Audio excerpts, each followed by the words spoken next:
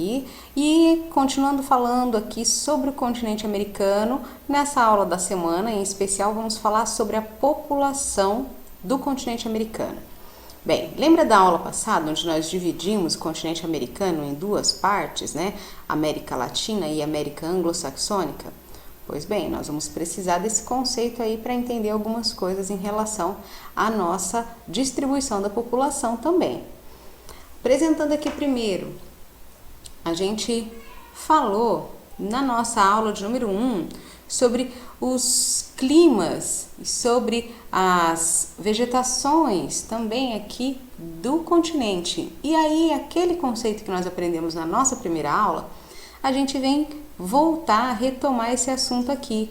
Quando a gente fala da distribuição da população, a densidade demográfica, eu consigo observar que eu tenho uma densidade demográfica, uma concentração de habitantes no continente americano, de modo geral, nas partes litorâneas. Olha, aqui, tanto nos Estados Unidos, aqui na América do Sul, né, o Brasil, essa ocupação maior na faixa litorânea. O mesmo acontece aqui no outro litoral, o litoral do Pacífico, onde você tem uma concentração populacional também nessas regiões litorâneas. De modo geral, o que vem para a gente entender? Ó, professora, parece que a concentração maior está aqui no litoral, mas no litoral do Atlântico. O primeiro fator que a gente pode relacionar com isso é o fator da colonização. A entrada dos europeus se deu justamente por esse oceano e essa ocupação foi concentrando nessas áreas do litoral atlântico aqui. Também temos aqui partes que foram colonizadas pelos espanhóis e que chegaram pelo Pacífico, né? Eles fizeram a travessia por aqui, mas foram ocupando aqui essa parte do Pacífico. Eu estou observando nesse mapa que eu tenho vazios demográficos, eu tenho uma densidade muito baixa aqui, ó, no Canadá, tenho baixa densidade aqui nessa parte da América do Sul, aqui também no extremo sul. O que acontece justamente nessas áreas? Se eu for lembrar aquele assunto da nossa primeira aula, eu vou relacionar diretamente aos aspectos físicos do continente americano, que vai influenciar negativamente, no caso, na ocupação dessas áreas. Aqui, por exemplo, nós temos áreas de deserto. Aqui, nos extremos norte e no extremo sul do continente, nós temos os climas muito frios, que dificultam a ocupação. Eu tenho aqui nessa área da América do Sul, principalmente chegando aqui, a presença da floresta amazônica também dificultando a ocupação. Então, a gente observa essa proporção da população sendo distribuída no território. Eu volto a chamar a atenção de vocês aqui em especial para o Canadá. Olha só como a densidade demográfica no Canadá é baixa, muito baixa, né? Você tem uma ocupação muito maior ou apenas uma ocupação nas áreas que fazem fronteira aqui com os Estados Unidos. A gente vai voltar a falar disso já já. Ó. Bem, observando que dessa densidade aqui, a professora já comentou esse assunto, e aí a gente tem aqui uma das cidades na América Anglo-Saxônica, né, que é a América onde a gente tem concentrado ali Estados Unidos e Canadá, e aqui a presença de uma cidade muito conhecida, a cidade de Nova York, onde a densidade demográfica é elevada. Lá ultrapassa 10 mil habitantes por quilômetros quadrados. Seguindo aqui, eu tenho mostrando sobre os vazios demográficos, e inclusive nas partes dos extremos, né? As partes tanto no extremo norte do continente como no extremo sul. E essa imagem aqui é justamente do extremo norte, Canadá, como a minha professora acabou de falar, falando dessa densidade demográfica muito baixa. Olha aqui, a densidade demográfica nessa cidade aqui de Trinity, no Canadá, é inferior a 14 habitantes por quilômetros quadrados. A gente acabou de mostrar Nova York com 10 mil habitantes por quilômetros quadrados, e aqui na cidade de Trinity, no Canadá, menos de 14 habitantes por quilômetros quadrados. Olha essas diferenças dentro da ocupação do território no continente americano. Falando ainda sobre essa população, tem um assunto chamado crescimento demográfico, que é o aumento do número de habitantes no continente. E basicamente nós vamos dividir agora, né, como a professora tinha já anunciado no início da aula, o continente em América Anglo-Saxônica e América Latina. Bem, na segunda metade do século XIX, a América Anglo-Saxônica, em especial os Estados Unidos, teve um crescimento econômico. E aí esse período de crescimento econômico também foi refletido no crescimento da população, porque esse crescimento econômico gerou, por sua vez, uma melhoria nas condições de vida da população. Melhor acesso à alimentação, melhor acesso a hospitais e ao modo de vida de uma maneira geral, acesso a medicamentos, a tratamentos de saúde, e aí a população teve um crescimento rápido, inclusive porque esse crescimento econômico também melhorou o poder aquisitivo da população, e aí melhorando esse poder aquisitivo começou-se a pensar em aumentar o número de filhos na família. Então você teve ali um crescimento econômico vinculado a um crescimento demográfico na região da América Anglo-Saxônica na segunda metade do século XIX. Atualmente, né, a gente vê aqui, olha, entre esse mesmo período, século XIX e XX, a mortalidade ainda era alta, especialmente com a população menos favorecida, né? Os afrodescendentes e os imigrantes, que isso daí acaba afetando diretamente essa população. Bem, passado isso, a redução da natalidade nesses países, em especial na América Anglo-Saxônica, ela fez com que tivesse uma baixa no crescimento demográfico. Por sua vez, as condições de vida levaram ao aumento da expectativa de vida. Aí então você começa a observar o que nós vamos ver daqui a pouco no gráfico, a pirâmide etária desses países da América Anglo-Saxônica tendo uma mudança na sua estrutura. Eles já tinham uma condição de vida melhor, qualidade de vida melhor. E aí eles começaram então a ter menos filhos. Mas a longevidade, né, a expectativa de vida desses habitantes continuou crescendo. Então eles têm uma expectativa de vida alta, mas uma taxa de natalidade baixa. Países, né, em especial um país como o Canadá, onde a qualidade de vida é boa, eles começam a viver muito. A taxa de natalidade é baixa e, como a gente viu no mapa anterior, a concentração populacional é muito pequena, a solução para países como esse é a imigração. E aí aqui a gente tem o Canadá, né, um país que diante do baixo crescimento demográfico começou a incentivar, a impulsionar políticas para atrair imigrantes. Então o Canadá é um país que tem uma política aberta a imigrantes.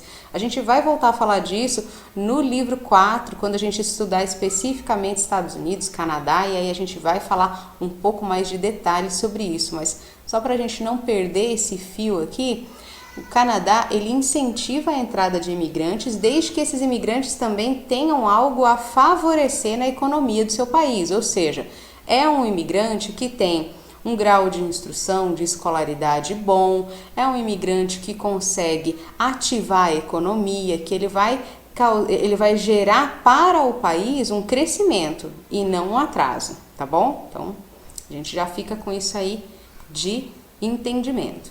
Na América Latina, bem, a estrutura da etária da América Latina, bem, a América Latina já é uma parte do continente americano que tem passado recentemente por uma redução da taxa de natalidade e também redução da taxa de mortalidade.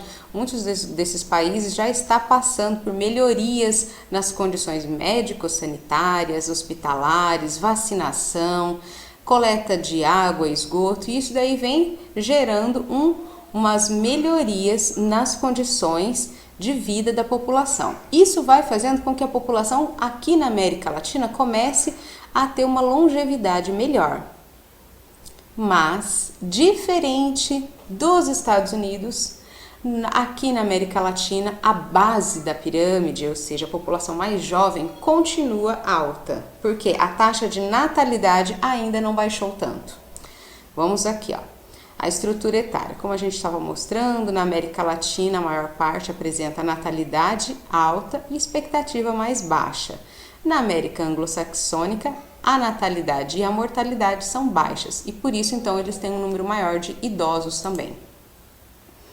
Aqui, como eu tinha falado para vocês, para a gente comparar essas duas pirâmides. Guatemala, país da América Latina, aqui a gente tem esse gráfico chamado de pirâmide etária, só para a gente relembrar que isso daqui, pirâmide etária, a gente já viu antes, provavelmente você também estudou isso, lá no 7º ano, quando a gente fala dessa estrutura da população. Aqui, olha, ó, de um lado da pirâmide nós temos a população do sexo masculino e a população do sexo feminino. E aqui a gente tem a representação das idades e a quantidade aqui, né, de habitantes. Aqui, esse gráfico especificamente está apresentando em milhares. Você tem essa pirâmide dividida em 3 partes, que a gente vai chamar de base, que é a parte da pirâmide que vai até de 15 até 19 anos aqui, que é a população jovem. Então, ela é a base da pirâmide. Você tem o corpo da pirâmide, que é a população que a gente chama de população adulta, chegando aqui até os 59 anos. E você tem o topo da pirâmide, que é a população idosa. Observa aqui que você tem uma base bastante larga e isso vai afinando até chegar ao topo. Essa é uma característica de países subdesenvolvidos, em especial aqui da América Latina. Você observa que a gente tem uma grande taxa de natalidade, mas que essas condições de vida que são oferecidas nesse país podem não ser boas. Pode resultar aqui, como a gente está vendo, não chega a ter uma boa expectativa de vida, a gente tem um número muito pequeno de idosos, isso significa que a gente tem dificuldades nos tratamentos médicos, hospitalares, muitas vezes as jornadas de trabalho, alimentação, tudo isso é influenciado aqui e reflete na pirâmide etária. Agora vamos ver aqui, ó, a pirâmide etária dos Estados Unidos. Olha como a estrutura dela é muito diferente. Você quase não vê uma pirâmide, né? Embora o gráfico se chame pirâmide etária, olha aqui como a base dela é bem menor. Você tem um corpo da pirâmide, a população adulta, crescendo aqui, e um número bastante significativo de idosos. Significa que as condições de vida dessa população está fazendo com que ele tenha uma expectativa de vida melhor, que ele chegue à idade adulta, inclusive a idade da velhice, né, com saúde e viva bastante, né, viva bons anos aqui ainda.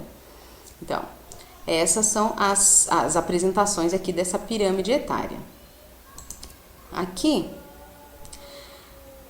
o que resulta, além dessa diferença que nós temos ali, dessa estrutura por idade dentro da população da América Latina, uma outra característica muito forte desses países latino-americanos é a desigualdade socioeconômica que essa população vive.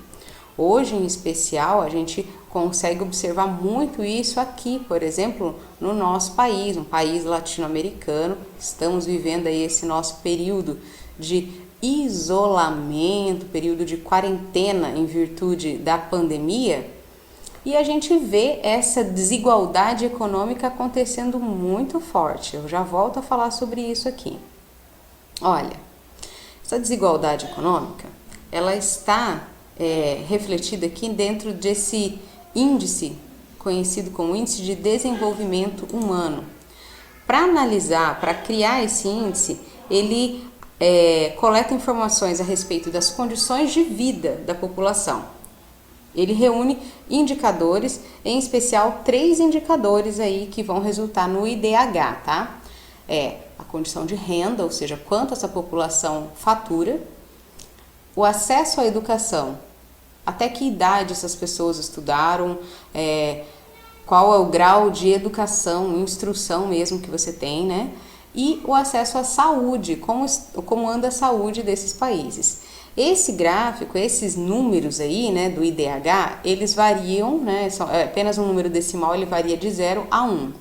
Quanto mais próximo do 1, né, do número inteiro, significa que é melhor o índice de desenvolvimento humano dentro desse país. Observe, então, nessa tabela aqui, ó, os países latino-americanos que estão sendo representados. Os melhores dados do IDH, a gente tem aqui o IDH do Chile, da Argentina, chegando a perto de 0,85, vamos pensar assim, né? Brasil aqui, ocupando uma posição bem mais baixa, e você tem o Haiti como sendo um dos menores IDHs, não apenas da América Latina, mas um dos menores IDHs do mundo, tá?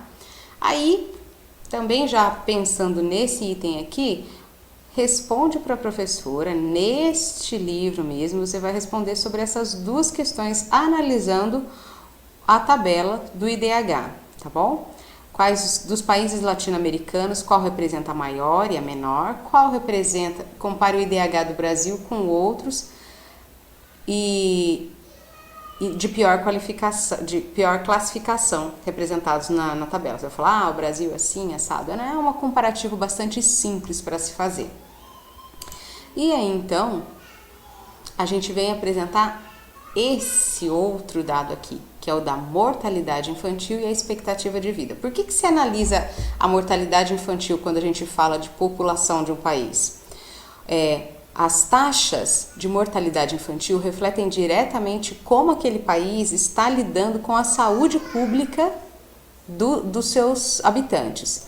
Porque a mortalidade infantil, ela é um dado até 2 anos de idade, de 0 a 2 anos de idade. E isso, aqui no nosso aqui está mostrando até 5, abaixo dos 5 anos de idade, até estende um pouco mais, né? Esses dados, eles refletem o quanto das campanhas de vacinação, acesso à saúde, à alimentação, à rede de água e esgoto tratado. Por quê? Essa população, né, infantil, essa população com menos de 5 anos de idade, ela tem uma resistência imunológica muito baixa, então eles acabam ficando mais propensos aos problemas que podem surgir por falta de saneamento e etc. E olha aqui, a gente tem tanto essa população jovem, né, a população infantil, e a expectativa de vida. A gente observa diretamente como está sendo a política pública desse governo, desses países em especial. Na América Anglo-Saxônica, a mortalidade infantil, ela tá em torno de 5 por 1000, tá? Esse símbolo aqui, olha, ó, que tem uma bolinha ao lado, ele é o por 1000, né? De 5 por 1000. E olha aqui dados, esse daqui é o dado de 2016, no Brasil, nós temos 15 óbitos de crianças com menos de 5 anos de idade por 1000. A cada 1000 nascidos, 15 falecem. E no Haiti, esse número é assustador, né? De 67 por 1000, um número extremamente alto.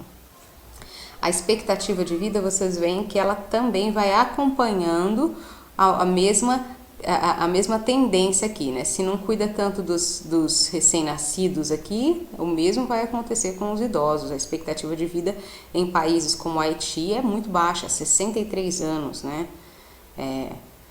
E aí a gente tem aqui uma imagem mostrando, né, a manifestação no Peru, buscando aqui também em defesa da saúde pública, certo?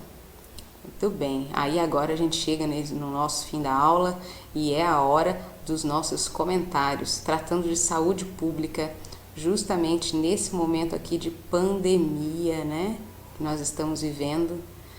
Como anda a saúde pública?